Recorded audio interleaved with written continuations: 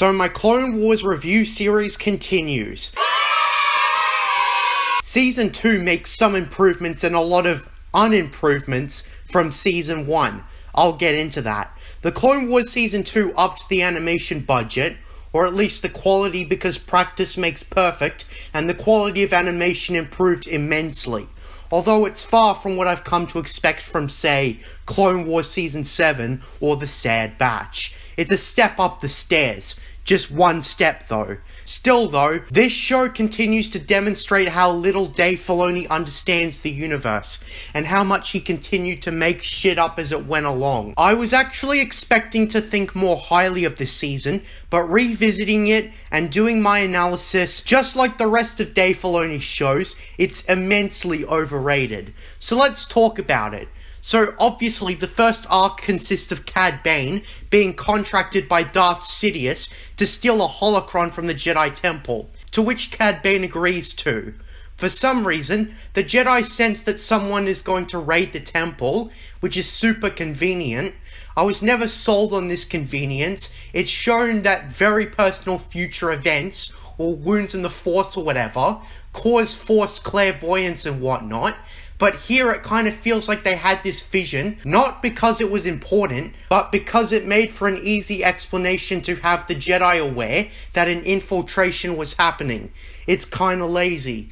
We've also got Ahsoka's role in this arc. We see her command troops and fighting on the battlefield, which I'm going to use on one of my prequel defending rants as I tend to do. You know how Anakin is 9 in The Phantom Menace, and people complain about Qui-Gon Jinn bringing him along to the Battle of Naboo and leaving him unsupervised? Yet when discussing TCW, they never bring this up, that an underage girl is fighting a bloody war. It's absolutely hypocritical. Just like every other big prequel complaint, people continue to fail to understand the prequels, yet don't care to stay consistent with their arguments. I'm guessing that people think, given Ahsoka is 5 years older than Anakin in The Phantom Menace, that being a soldier at 14 is a-okay. But if it's 9 years old, nah, that's where they draw the line. I'm seriously baffled by the sheer stupidity of prequel haters. Where are your standards? Give me an answer, because I'm shitting myself. Yeah, this show definitely redeems the prequels,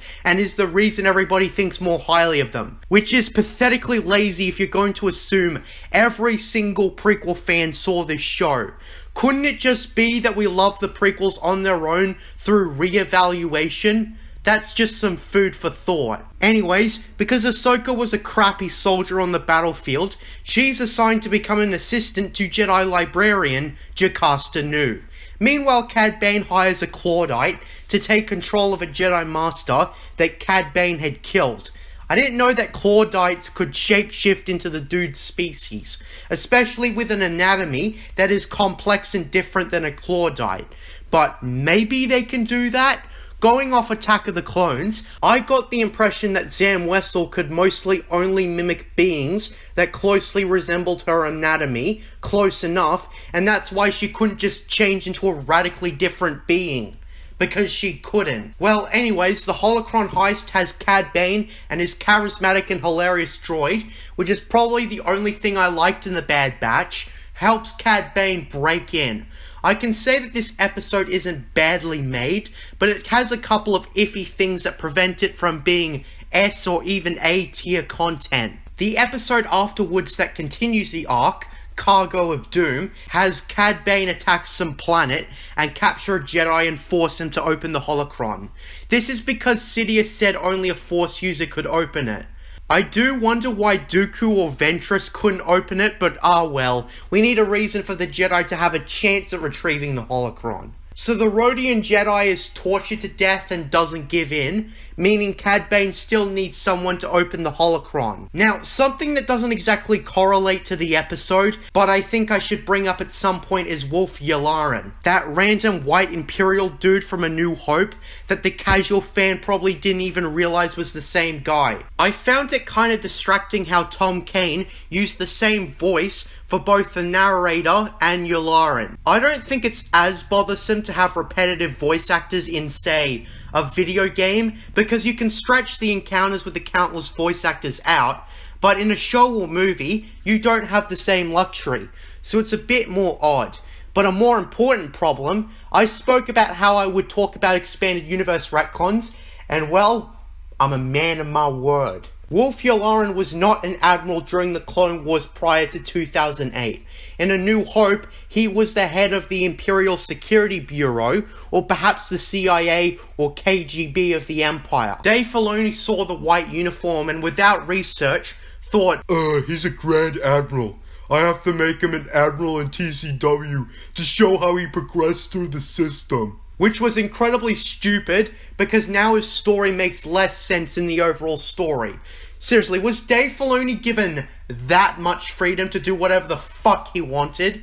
Or did no one tell him about what was lore accurate and what wasn't? As someone who intends to read the external source material prior to 2008 to see what the original Clone Wars looked like before all those stupid changes were made, I'm not very inspired. I'm going to be very lost given the two Clone Wars timelines are way different.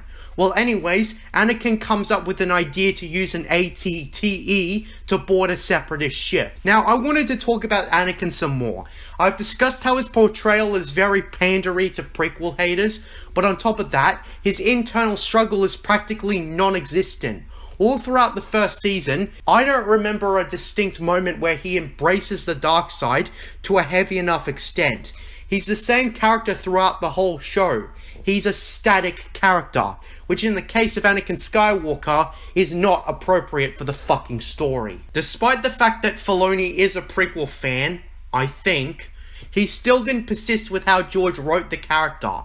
He changed it. Like, Anakin is arrogant and cocky, but perhaps his biggest character trait, his anger and hot-headed nature, is nowhere to be seen. Anakin is closer to Superman, a character you're supposed to idolize, and a shining beacon of righteousness and morality, than the actual Anakin, which is a conflicted, troubled, unstable person. Superman was designed as a Larry Stu in a time where in the 30s, it made sense to have a character who was perfect given, you know, the Great Depression and the following Second World War.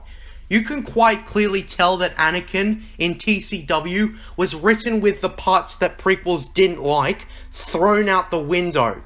This is why I cannot fully get behind TCW, because it does a sizable disservice to the prequels. Well, anyways, with that being said, they board the ship. And basically the whole episode has the Republic scour the ship for the holocron. Ahsoka is captured and held hostage by Cad Bane, and Anakin of course concedes and gives Cad Bane what he wants, access to the holocron. All the good Anakin does is in line with his character, but he does way too much good in this show. It doesn't really represent Attack of the Clones Anakin, given the timeline. Like, on its own it's enjoyable, but when you consider this is supposed to be the in-between between episode 2 and 3, it's stupid. To be honest, given what I said about how Dooku or Ventress could have just opened the holocron, I don't know why this episode couldn't just be skipped. Well, I guess it was supposed to show Anakin saving Ahsoka. And well, what this episode does do effectively is show Cad Bane's quick thinking.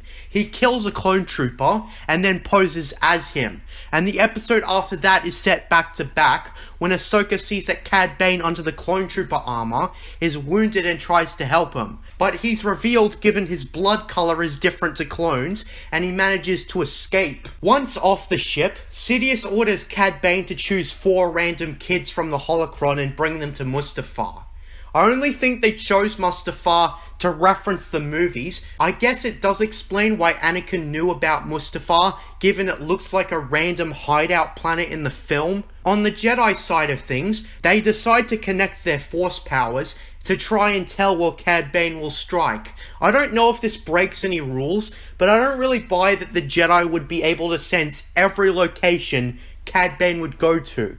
I think it would have been more likely if they only detected one location. They went there and they either caught Cad Bane in time, or he leaves a trace on where he went. Yoda even says in this episode that it's a small chance they'll detect where Cad Bane is going. So it's kinda strange. Also, a classic example of power level inconsistency happens, where Ahsoka and Anakin confront Cad Bane on Naboo. Ahsoka at first is the only one that confronts him, and I found it completely stupid that she didn't die.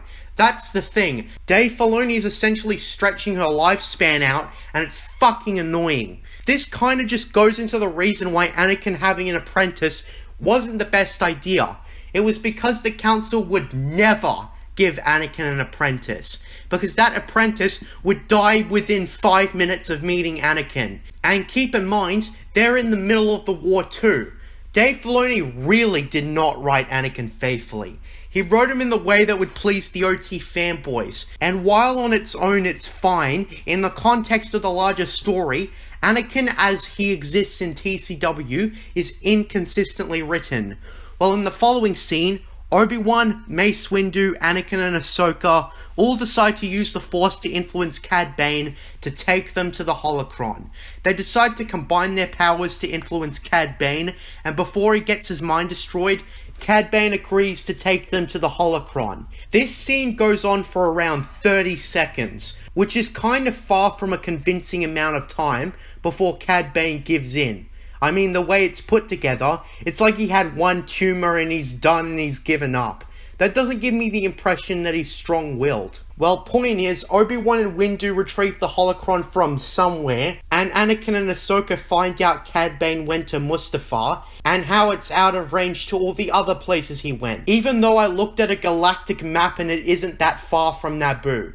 I know I'm probably nitpicking, but on top of the expanded universe retcons, I also heard that the show doesn't pay that much attention to galactic geography, which basically means it doesn't keep a consistent track of where what is and how far away it is. It's nitpicking, but it adds to the overall point that Filoni didn't pay attention to the lore. The climax of the episode happens, and I guess it's good for showing Anakin's heroism, but I didn't really get that much out of this episode. And well, what do you know?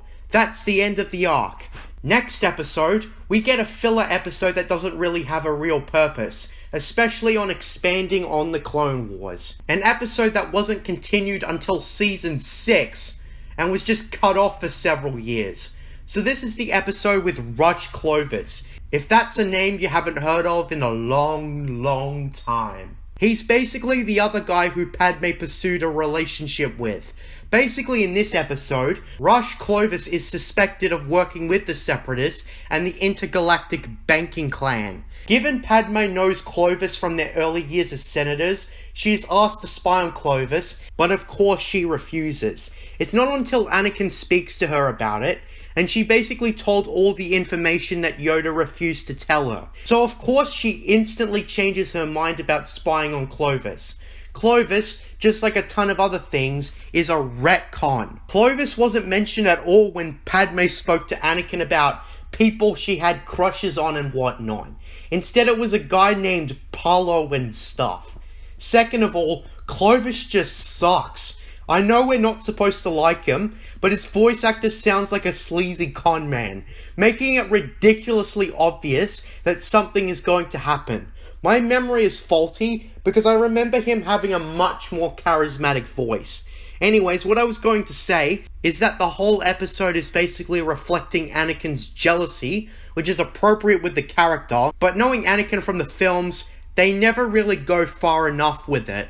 It's the same kind of jealousy anyone would have after some guy constantly hits on your girlfriend or whatever. I say this because of the absolutely mental dark side nature of Anakin that would happen if anyone tried to touch Padme. I think we actually get a scene of this when this arc is continued in season 6, but that doesn't say much. Also, I have to say that it was a hassle going through a lot of these episodes again. I think a lot of them are only as entertaining the first time you see them. And me having a more critical mind, let me say that the show so far just doesn't hold up as well. Of course, the Separatists poison Padme, and Clovis having feelings for Padme is forced to save her, and the episode ends with Anakin stepping in and leaving Clovis with the stick in his hand as he ditches him. I'm not against Anakin having an episode that represents his jealousy, but is that the best you could do? For the longest time, this was a one-off episode. It feels nowhere near like a satisfying ending.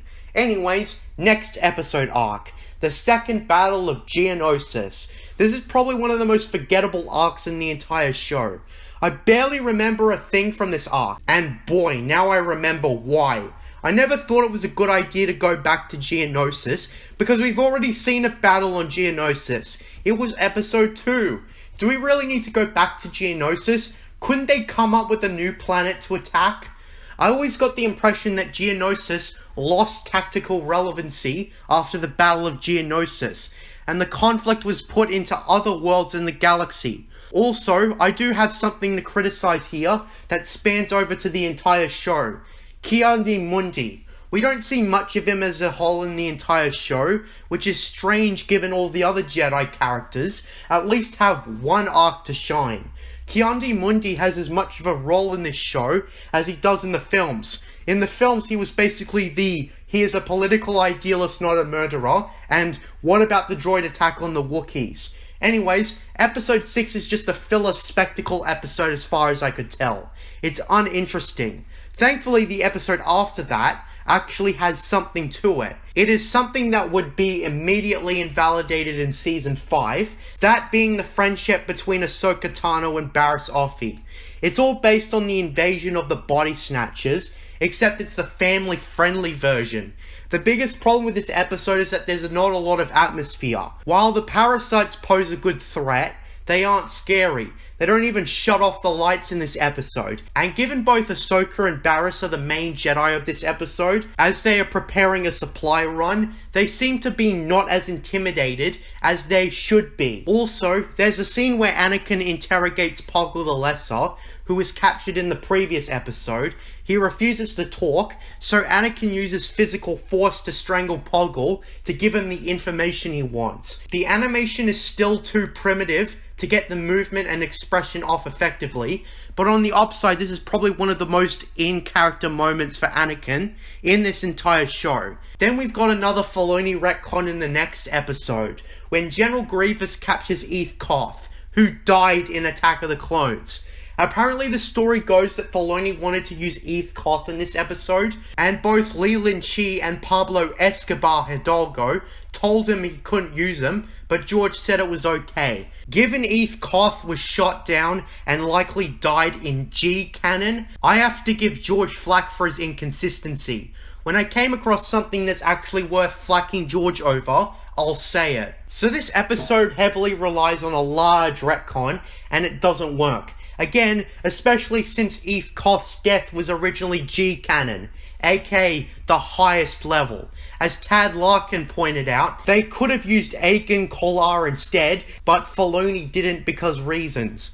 Basically, this episode is the general formula of General Grievous doing something bad and the good guys have to stop him. The formula this show uses is getting old by this point, especially in the earlier seasons. I didn't find this episode very interesting because it's another episode where they board a fucking ship. That is extremely old, and the variety is nowhere in sight. I wish they'd come up with a new location to free Eeth Koth.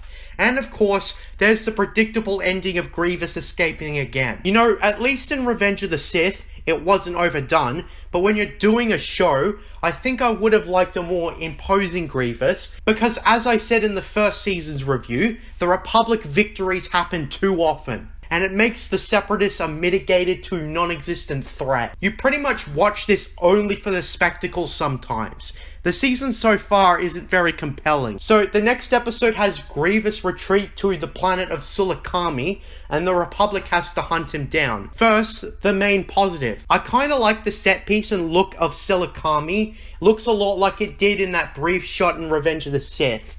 I think the first problem with this episode is that the concept it introduces outweighs the actual instigator for this episode.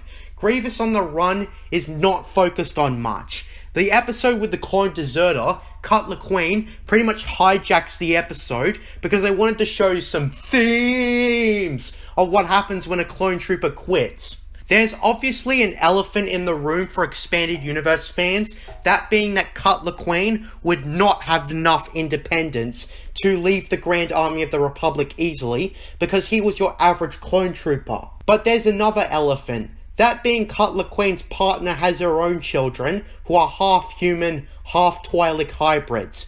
The problem is that it was made quite clear that Twi'leks are not genetically compatible with humans. This fact actually surprised me.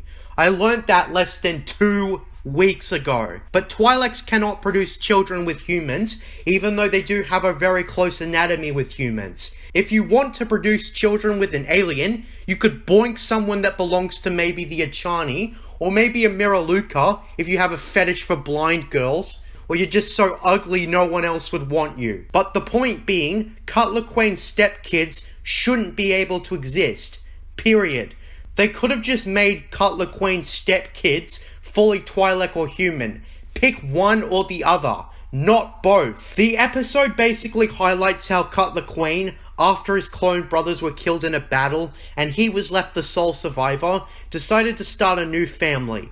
Also, I know this wouldn't have anything to do with anything, but would it be right to have a relationship with a clone that ages twice as fast? Or would that be fine because he'd actually reached maturity by that point? And of course, the climax of this episode. Obi-Wan fights Grievous again. Fuck me. And Captain Rex, after learning Cutler Quane's choice is justified, decides to keep his life a secret, which ended up not meaning much when the Bad Batch came out, but still. Then we've got Lightsaber Lost, which I guess is about responsibility. I will say that the episode is very relatable because I'm so clumsy and I end up misplacing a lot of important stuff. So although this episode is insignificant in the whole scale of things, it isn't a bad episode. It's very much filler, but it's one of the few times it doesn't end up feeling like a waste of time. Ahsoka gets the assistance of an old Jedi dude with a very light blue lightsaber. Yeah, it turns out it isn't silver. Now here comes an episode arc I really wanted to talk about. The Mandalore arc with Duchess Satine and the Mandalorians. First of all, Filoni absolutely butchered what the Mandalorians are and what they were doing during the Clone Wars. Mandalore's look is all wrong for starters. I'm pretty sure it's supposed to be a jungle planet, and they got the capital wrong, and also the Mandalorians were certainly not pacifists at any point during the war. Basically, the episode has Obi-Wan talk to Prime Minister Almec, but fuck him for now. The real point of discussion is Satine, Duchess of Mandalore, who is a hardcore pacifist, which seems reasonable, but as the arc goes on, it extends to not stepping in when she needs to. You still need to have authority somewhere in case there are troublemakers, like criminals, and well, we'll get to that. Basically, the conflict is basically a Death Watch movement, which makes no sense because the Death Watch were destroyed by Jango Fett, although you could excuse that as it being a new Death Watch movement, but do you have to go that far to defend Dave Filoni when it comes to continuity? Anyhow, those fucking terrorists bomb a public area, leaving the sign of the Death Watch. And then a dude runs away, he kills himself, uttering something in a different language, and Duchess Satine recognizes the spoken dialect, and says it comes from Concordia. So that's where they need to go. So they go, and this is Osama bin Vizsla, voiced by Jon Favreau. Which, let me say, this guy is far better at voicing Star Wars characters than he is making shows. I really don't want to hate on Jon Favreau, especially since he's the guy who directed Elf, which was a damn good Christmas movie, but when it comes to Star Wars, he's better off voicing characters. Now, the reason I called him Osama bin Vizsla is because when shenanigans happen, and Obi-Wan gets ambushed by Death Watch, and Satine has to bail him out, and then it's a fight scene against Death Watch. And then that motherfucking terrorist shows up and reveals he's the leader of Death Watch. And his first introduction as a villain is ruined when he walks past one of his goons and shoots him for failure. In case you couldn't tell, the villain kills his own men cliche always takes me out of the story when it isn't done properly, which it isn't here. But thankfully, when he pulls out the Darksaber, it's able to pick up relatively well. Now, I've done my rant about the Darksaber in the Book of Boba Fett, mostly because it's supposed to be weightless like any lightsaber, and Mando found it heavy. Apparently, I've been told that it was established as heavy in Rebels, which doesn't make it any better. Also, apparently there's a bullshit thing about how the blade is heavy because of some fuck-off crystal or something, which makes no sense at all. In the Clone Wars, the Darksaber is given a way better introduction, as Vizsla explains its interesting backstory and then fights Obi-Wan. And the fight is perfectly okay, It looks a lot like a mashy brawler video game boss fight, but besides that, it's good. Also, now that it occurred to me, why the hell did Vizsla reveal himself to be the terrorist mastermind when it wouldn't suit his plan? Whatever, next episode. So anyways, Satine is getting an escort to the Senate, and she must be protected at all cost because she needs to keep Mandalore out of the war, and she can't do that if she's dead. This is the episode where it's revealed Obi-Wan and Satine knew each other from when Obi-Wan was still a Padawan with Qui-Gon. Basically, the episode has Anakin and Obi-Wan try to take out assassin droids that snuck onto the ship, and it turns out a senator, Tal Merrick, is in on the plot and he holds Satine hostage, planning to take her to the Death Watch. Probably the most memorable moment from the episode is when Merrick is holding those away with a detonator, and basically Anakin impales him with his saber out of nowhere. Of course it would be Anakin. I don't actually have a lot of complaints about this episode. The next episode sort of just drags out the conflict, having the Duchess, after failing to convince the Senate, be framed for murder. I completely forgot about this episode, and I can see why. It just drags out a story that I kind of felt should have been over already, because she already made it to Coruscant. Anyways, next episode. That Rodian from season 1 dies when he gets poisoned, and Padme Amidala has to find out who killed him. This murder mystery is kinda average. They question the obvious suspects, but they find out it was his aide. And they figured this because the poison only worked on Rodians, and his aide didn't drink any of it. Shocker. I guess this episode is the closest to be star piece, because neither a blaster is fired, nor is there a lightsaber ignited.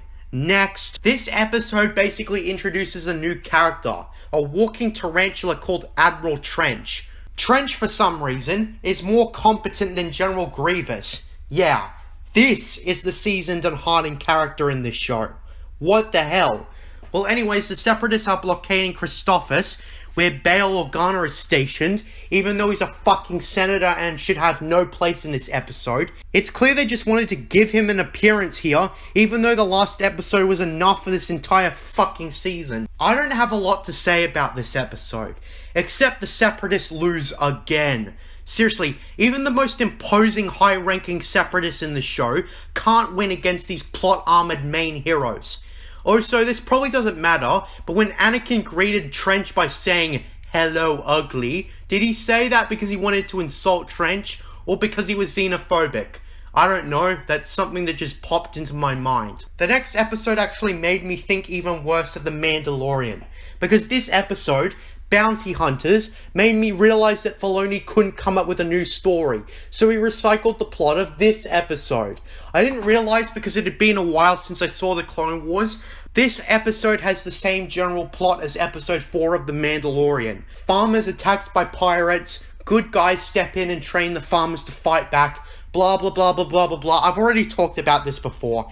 Apparently this was inspired by that Japanese director that Lucas heavily derived aspects of Star Wars off of. I can't comment, but watching this episode annoyed me. Not because there's any problems with it, but because it showed me Filoni likes to recycle plots. This episode is kinda meh anyways. It's just a filler episode that introduces a few bounty hunters that appear in later episodes, like the guy with a bowcaster and a shield for a hat, which is dumb.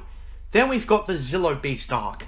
Basically, the Zillo Beast arc begins with the Republic attacking the Separatists on Malastare for fuel or whatever, until they come across the Zillo Beast when they drop an EMP, which is basically a giant creature that lives below the surface. Apparently, it's the last of its kind, and the Dugs are like, you must kill it if you want our fuel. And we've got this crappy moral dilemma of sparing the Zillo Beast, which I couldn't care less about. I know it's Jedi nature, but I don't really see a point to any of this. Basically, Mace Windu and Anakin put the Zillo Beast into a deep sleep with the intent of studying it back on Coruscant, and for some idiotic reason, it's Palpatine who suggests this, thinking that it's a good idea. Of course it isn't.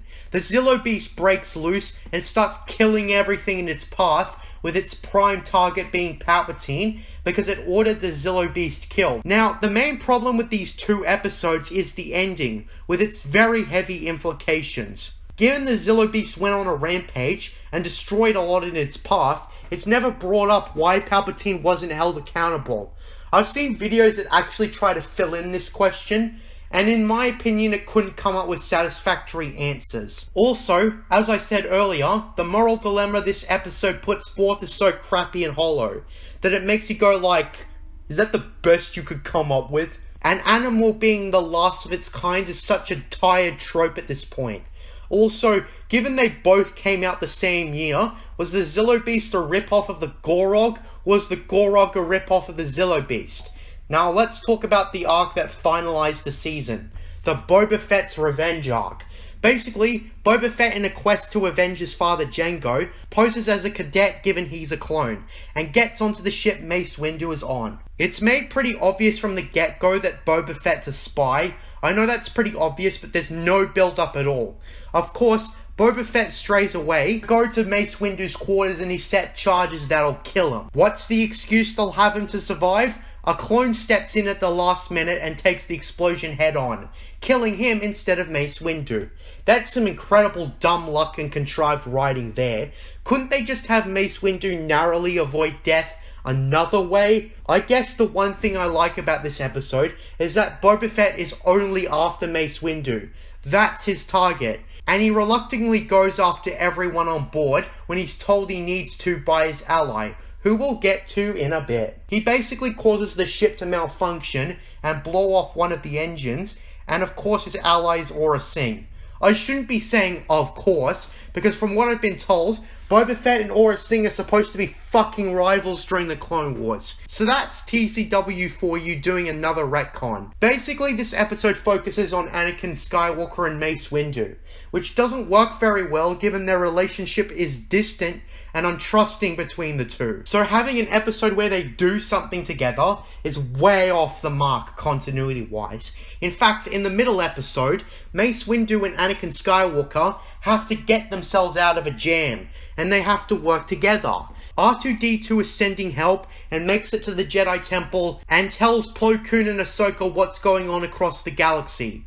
And the episode ends with Mace Windu giving admiration to Anakin's droid and quote, "I see why Anakin sees you in such high regard," and it just doesn't work. In the next episode, they have Plo Koon and Ahsoka track down Boba and crew after they learn that they took hostages. So after going into a bar and hearing convenient intel on who they're looking for, which was honestly way too easy based on how this was structured, they go to Florum and meet Boba and Aurra Sing head on. Basically, this whole ordeal has Boba Fett captured and Aurra Sing ditching him, and then as Ahsoka chases Aurra Sing, Plo Koon takes Boba Fett to Hondo Anaka the pirate, who is also on Florum, and he basically tells him to just give in and admit his terrible deeds, and it's what his father would have wanted, which is flat out stupid. Knowing Jango's character, Jango hates the Jedi and has no care for the clones produced with his DNA, aside from the one he called his son. Even back when I first watched this, I didn't buy it one bit. To wrap this up, Aurra Sing tries to escape the Slave One, and Ahsoka causes it to crash. And an admittingly less but still pathetic death fake out than the Rise of Skywalker, they frame it like Aurra Sing died in the crash. But knowing the writing style of Dave Filoni, she's not being killed off so easily. So then both Bossk, who was in this episode but I neglected to mention because he basically does nothing, and Boba Fett are arrested. And Boba apologizes to Mace Windu for the damage he caused, but reaffirms that he still hates him specifically. And that's the end of Season 2. Boy, did this take a lot out of me. Honestly, I was expecting Season 2 to hold up better than Season 1, but as I did this analysis, there's just so many fucking problems with Season 2. The animation is improved, and they're widening their range to other prequel characters, but even past the continuity issues, I just don't like where it went, especially since connective tissue to other stuff makes no sense. Honestly, I have no idea what I saw in this show back when I watched it on Netflix. Maybe my mentality was different given I was in the age of peak prequel hate and the sequel trilogy wasn't concluded yet. Regardless, I was unsure of how low Season 2 would rank. I was thinking maybe a 4.5 or 5 out of 10, but since I can't decide between the two, I'll just give it a 4.75 out of 10. Yeah, I enjoy this season less than the first one. I went into this expecting a gradual increase in quality, but I think given Dave Filoni has since become an overrated hack, his crappy influence I may have now felt in his earlier Star Wars shows. Given this was the prioritized video you wanted to see, the extra work to finish this video took a lot out of me, because I had a lot to complain about. But now that it's off my chest, the Season 3 review will probably be made whenever, but not soon, depending on how fast I work. So I heavily expect dislikes from all the Clone Wars fans, but you came to listen to my brutally honest opinion on this show. And my opinion is that the show, or at least Season 2, has just aged badly, but not terribly. Now, before I close this video, I want to shout out the Patreons you can see on screen now. As you can tell, another plagiarist sympathizer has joined the list, that being Farmer Dude 11. Good on you, mate. I'm JJ Plagiarisms, and until next time, what are stories but mystery boxes? We found you hiding, we found you lying, choking on the dirt and sand. Your former glories and all your stories, dragged and washed with eager hands.